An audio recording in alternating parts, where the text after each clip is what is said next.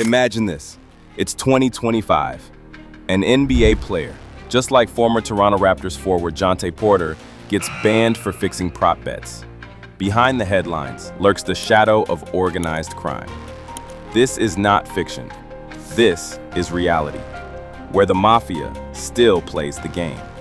From boxing rings of the 1930s to today's billion-dollar online betting industry, the Italian-American Cosa Nostra turns sports into its personal casino. And here's why it matters. Sports in the US and Canada are a $150 billion industry. But when the mob gets involved, they don't just take money, they steal the trust of every fan. Could your favorite game be fixed right now? It started during the Prohibition era, the roaring 1920s, when gangsters like Arnold Rothstein, the real-life inspiration for the Great Gatsby's underworld figures, saw a goldmine in sports. Back then, betting was illegal. Bookmakers operated in the shadows, and the Mafia ran the bookmakers. The first great scandal? The 1919 Black Sox. 8 Chicago White Sox players threw the World Series for a $100,000 payout from mob-connected fixers. Salaries were low. The temptation? Massive. But the real boom came in the 1930s, boxing. Mob bosses like Oni Madden and Frankie Carbo bought fighters like stocks. They didn't just bet, they directed the results. The ring became a stage, and they wrote the script. For athletes, the choice was simple: take the money or lose much more than a game.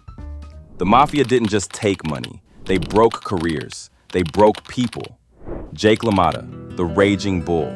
In 1947, he intentionally lost to Billy Fox for a $20,000 promise, a shot at the middleweight title. He got the title, but at a price. LaMotta wasn't just fighting in the ring, he was fighting for his soul. In the 1960s, he stood before Congress, risking his life to expose the mob's grip on boxing. Sonny Liston, another casualty. He lost to Muhammad Ali in a suspicious 1965 fight, and 5 years later was found dead under mysterious circumstances. Then, Tim Donaghy.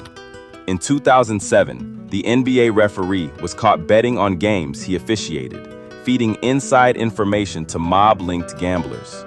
That gave betting syndicates a 3 to 5 point edge, enough to swing millions in wagers. Lakers versus Kings, 2002 conference finals? Many still believe it was manipulated. For fans, trust shattered. Was victory real, or just another script written in the shadows? But the mob wasn't invincible. Scandals forced change. After the Black Sox, Major League Baseball created the Commissioner's Office, a watchdog with absolute power. In the 1950s and 60s, the FBI took down fixers like Frankie Carbo, who died in prison for his role in fight fixing. The cost was high. Athletes were banned for life. Some lost their careers, some lost their lives. But the game survived, cleaner, and backed by new laws against sports corruption. It took blood to save the sport, but for a time, it worked. Fast forward to now. In 2018, the Supreme Court legalized sports betting nationwide. The industry exploded past $100 billion a year, but the mob adapted. In 2024, members of the Gambino family were arrested for running illegal betting and loan sharking operations.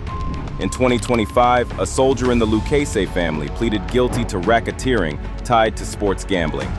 And the scandals? They're back. Jontay Porter banned, Malik Beasley under investigation for suspicious prop bets, and in March Madness 2025, the FBI uncovered suspicious $10 million wagers. Who's behind them?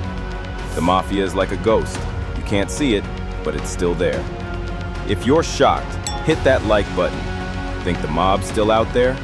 Tell us in the comments, and subscribe for more stories from the shadows of sports.